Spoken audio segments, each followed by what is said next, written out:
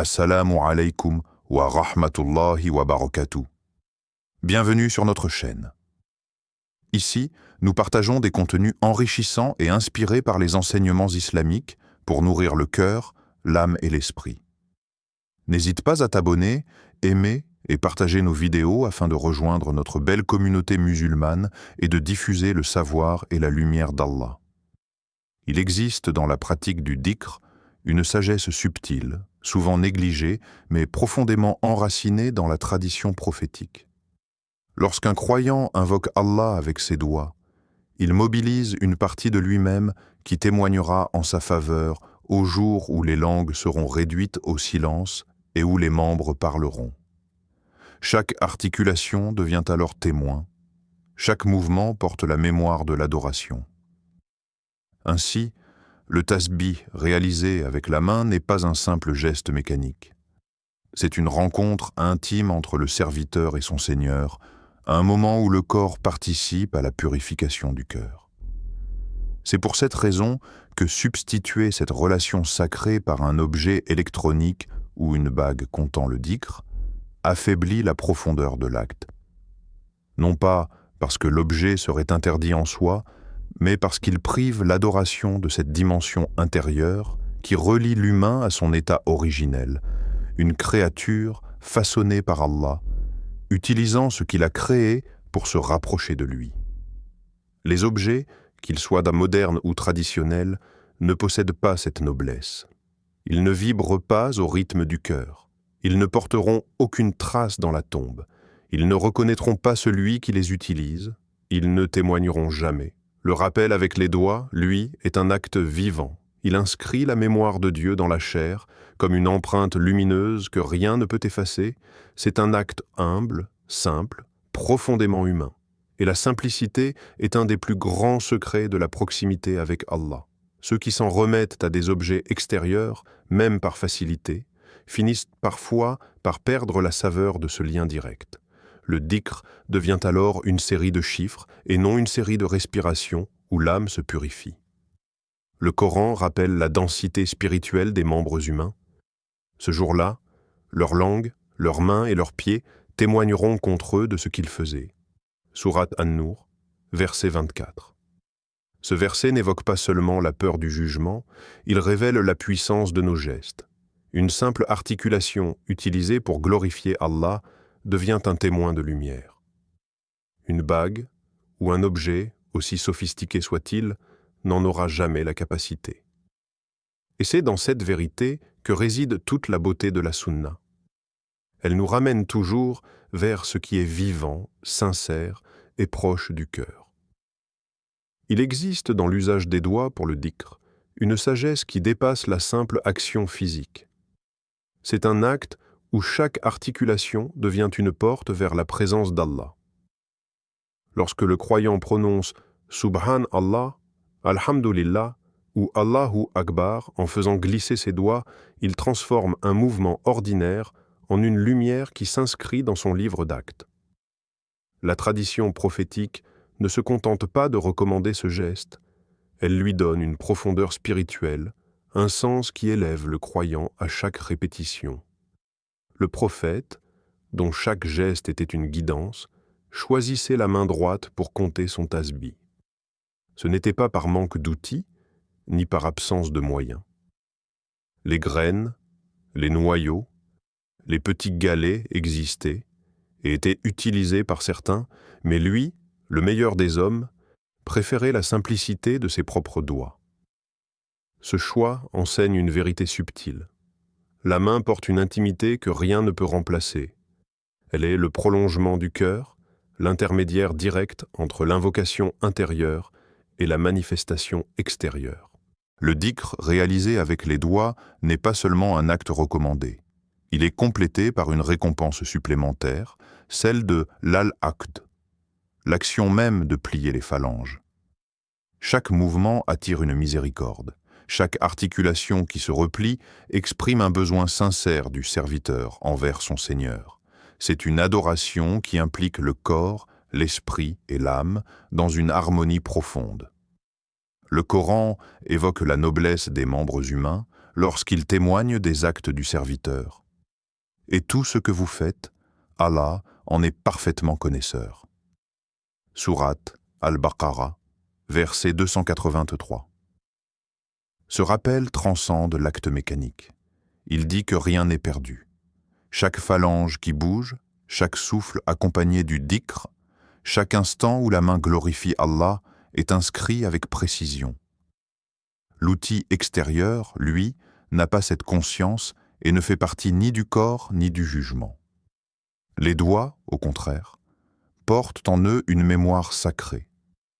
Ainsi, la supériorité de l'usage des doigts n'est pas seulement dans la conformité à la sunna, elle réside aussi dans la manière dont elle relie le croyant à Allah, en faisant de son propre corps un témoin, un compagnon et un support lumineux de son adoration. La spiritualité du dhikr ne repose pas seulement sur les mots prononcés, mais aussi sur la manière dont le cœur et le corps s'unissent pour se tourner vers Allah. C'est pour cela qu'il est essentiel de protéger la valeur unique de la main dans cet acte. Lorsque le croyant en vient à penser qu'un objet, qu'il s'agisse d'une bague électronique, d'un compteur digital ou même d'une simple masbaha, pourrait égaler ou surpasser l'usage de sa propre main, quelque chose se perd. Non pas une règle juridique, mais une lumière intérieure, une compréhension subtile de l'adoration. La main a été honorée par la sunna. Elle porte la trace d'une guidance divine. Le prophète, malgré la présence d'objets permettant de compter, n'a jamais délaissé ses doigts pour le tasbir. Il avait le choix, mais il a choisi la voie la plus pure, la plus directe, la plus intime. Ce choix n'était pas anodin. Il enseignait aux croyants que le dhikr est un moment où l'âme se dépose entre les mains du très miséricordieux, sans intermédiaire, sans accessoire, sans artifice. Attribuer à un objet une valeur équivalente ou supérieure serait glisser vers une confusion entre ce qui est un simple moyen et ce qui est un acte prophétique. Cette confusion ouvre une brèche dans la compréhension de la religion. L'outil devient central alors qu'il devrait rester secondaire. C'est ainsi que naissent les innovations, lorsque les moyens sont élevés au rang des actes sacrés. Allah rappelle la place de l'humain et de ce qu'il a façonné de ses propres mains dans un verset majestueux. Nous avons certes créé l'homme dans la meilleure forme. Sourate At-Tin, verset 4. Ce verset résonne comme un rappel. Rien de ce que l'être humain fabrique ne peut rivaliser avec ce qu'Allah a créé. La main est noble parce qu'elle vient d'Allah. L'objet est limité parce qu'il vient de l'homme. Il est donc naturel que le dhikr trouve sa perfection dans ce qu'Allah a honoré, non dans ce que les hommes ont inventé. Préserver cette hiérarchie n'est pas seulement une question de conformité à la sunna, c'est protéger la pureté du dhikr, la sincérité de l'intention et la beauté d'un acte qui devrait rester simple, vivant et profondément humain. La beauté de la sunna réside dans sa clarté. Elle trace, pour le croyant, un chemin lumineux où chaque acte a sa place, chaque geste son sens et chaque intention sa valeur. C'est dans cette lumière qu'il devient essentiel de comprendre que certains outils, comme la masbaha ou la bague de tasbih, ne relèvent pas d'une pratique prophétique. Ils peuvent faciliter le dhikr, mais ils n'appartiennent pas au rang des actes recommandés. Ils ne portent pas la bénédiction particulière de la sunna, car le prophète ne les a jamais adoptés comme un acte d'adoration.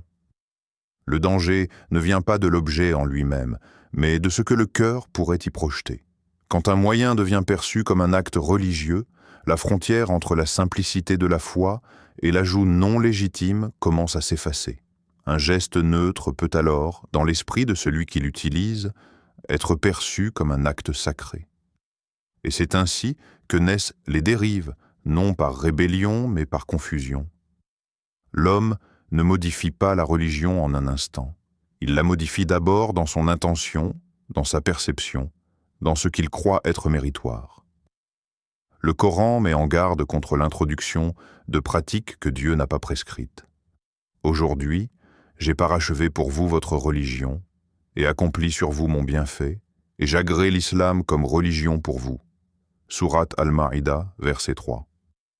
Ce verset est un rappel puissant. La religion est complète. Rien n'a besoin d'être ajouté, complété ou amélioré. Si un geste était destiné à être une sunna, il aurait été enseigné clairement. Attribuer à un objet moderne la valeur d'une pratique prophétique reviendrait à charger la religion d'un poids qui ne lui appartient pas. Le dhikr est avant tout un acte de cœur, et la main qui le compte est un témoin. L'objet, lui, n'est qu'un facilitateur, un support qui ne possède aucune dimension sacrée. Le considérer comme sunna revient à déplacer la sacralité, à la transférer vers un lieu où elle n'a jamais été placée. Préserver cette distinction, c'est honorer la pureté de la foi et respecter la sagesse de ce que le prophète nous a transmis. La sunna est un trésor qui ne se modifie pas, elle se suit, se goûte et se préserve. Il existe dans la quête spirituelle un combat silencieux, plus subtil que tous les autres, celui de préserver la sincérité. Les actes d'adoration ne prennent leur véritable valeur que lorsqu'ils sont tournés exclusivement vers Allah, loin du regard des gens, loin du désir d'être reconnu. Lorsque le croyant commence à utiliser un objet, comme une masba ou une bague de tasbih, pour signaler sa piété, même inconsciemment, l'ombre de l'ostentation s'approche. L'acte n'est pas corrompu par l'objet, mais par l'intention qui se déplace vers les créatures plutôt que vers le Créateur. Le cœur humain est fragile et impressionnable. Il suffit d'un geste, d'un regard admiratif, d'un compliment pour que l'adoration perde un peu de sa pureté. Porter un objet religieux en évidence pour être perçu comme dévoué, pieux ou constant dans le dhikr, transforme un signe neutre en symbole d'arrogance voilée. C'est un piège spirituel qui s'installe doucement, presque imperceptiblement. Et c'est précisément pour éviter ce glissement que la tradition musulmane invite à cacher les œuvres, à les envelopper de discrétion, pour qu'elles demeurent sincères et vivantes. Le Coran rappelle la noblesse de l'intention pure dans un verset éloquent. Ils ne reçurent d'autre ordre que d'adorer Allah, lui vouant un culte exclusif, sincèrement. Sourate Al-Bayyina, verset 5. Ce verset ne parle pas simplement de croyance, mais de direction du cœur. L'exclusivité dans le culte signifie que l'on cherche Allah et rien d'autre. Ni l'admiration des gens, ni leur regard, ni leur opinion. Lorsque l'adoration est partagée entre Allah et les créatures, même dans les plus petites intentions, elle perd de sa saveur, de sa lumière, de sa capacité à transformer l'âme. Ainsi, afficher un outil religieux pour inspirer une image de piété revient à trahir la vérité de l'adoration. Le dhikr est un refuge intime, un souffle entre le serviteur et son Seigneur. Il n'a pas besoin d'être montré, car Allah en est témoin, et ce témoignage divin est plus suffisant que 1000 regards humains. Préserver la sincérité, c'est protéger le sanctuaire intérieur où l'âme cherche Allah dans le silence, loin des artifices. C'est dans ce silence que la vraie piété se construit, pure, profonde et indestructible. Le 4e principe souligne une mise en garde essentielle. Ne pas imiter les groupes qui introduisent des innovations dans la religion. Cette règle ne concerne pas seulement les pratiques dites spectaculaires ou les innovations doctrinales, mais s'étend également aux signes visibles, aux objets et aux habitudes qui sont devenus des marqueurs identitaires de certaines confréries ou mouvements religieux déviants. Parfois, un simple objet comme une masba, un bijou ou un vêtement peut sembler anodin, mais dans le contexte de ces groupes, il devient un symbole chargé de signification. L'adopter sans discernement revient à se confondre avec eux et à mélanger sa foi avec des pratiques étrangères à la sunna. Imaginez une communauté où chacun cherche à afficher sa piété à travers des signes extérieurs, des gestes ou des objets spécifiques, chacun prétendant suivre la vérité. Dans cette ambiance, Un musulman qui prend un objet emblématique d'un groupe innovateur, même sans intention de se rallier à lui, risque inconsciemment de prêter sa voix à des idées qu'il ne partage pas.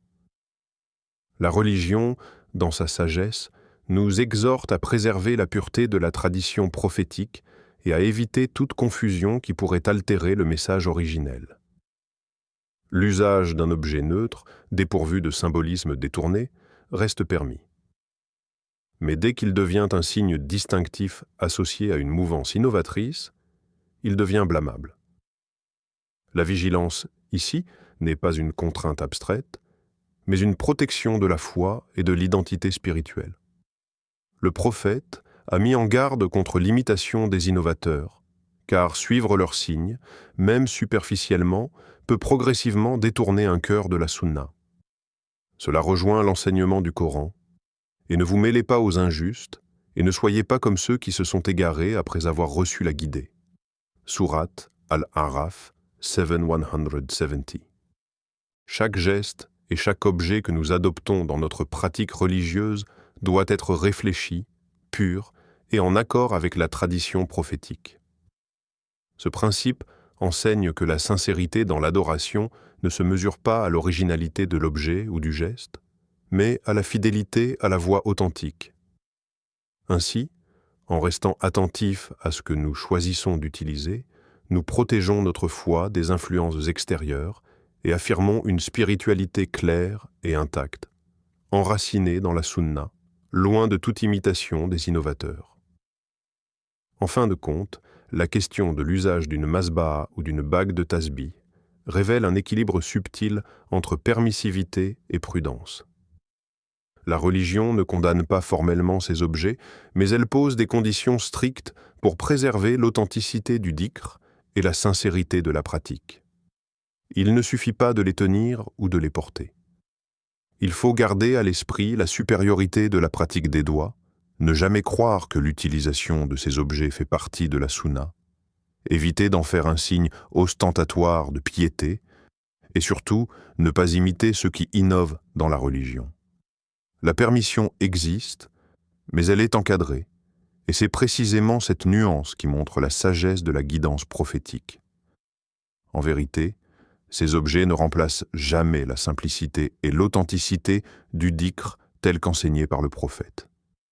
Le dhikr, pratiqué avec les doigts, humblement, directement, reste supérieur car il est télénaturel, ancré dans la sunna et libre de tout risque d'association avec des pratiques étrangères ou innovantes. Même lorsqu'un objet est autorisé, il reste préférable de s'abstenir, car la simplicité et la pureté des gestes prophétiques sont elles-mêmes un rappel constant de la foi vivante et sincère. Cette orientation illustre parfaitement le principe coranique de vigilance et de choix éclairé. Adorez Allah et ne lui associez rien, et agissez avec droiture envers les proches. Sourate An-Nisa 4:36. Ici, le rappel est clair. L'adoration doit rester pure, directe et sincère. L'objet ne doit jamais devenir un substitut à la pratique authentique. Ainsi, la posture idéale d'un croyant est celle de la retenue éclairée. Utiliser ces objets seulement si toutes les conditions sont respectées, mais toujours privilégier la voie directe, simple et authentique du dhikr. C'est cette fidélité à la tradition prophétique qui garantit la sincérité et protège le musulman des influences extérieures ou des habitudes superficielles. L'usage de la main, humble et naturel, demeure un moyen parfait de relier le cœur à Allah, de maintenir la conscience de sa présence et de nourrir une spiritualité sans artifice. En définitive, la permission existe, mais la sagesse réside dans l'abstinence choisie. Le dhikr prophétique, transmis avec simplicité et sincérité, reste la voie la plus authentique, celle qui relie directement le cœur à Allah et fortifie la foi sans détour ni artifice. Jazakallahu khayran. Pour avoir regardé cette vidéo, Assalamu alaykum wa rahmatullahi wa barakatuh.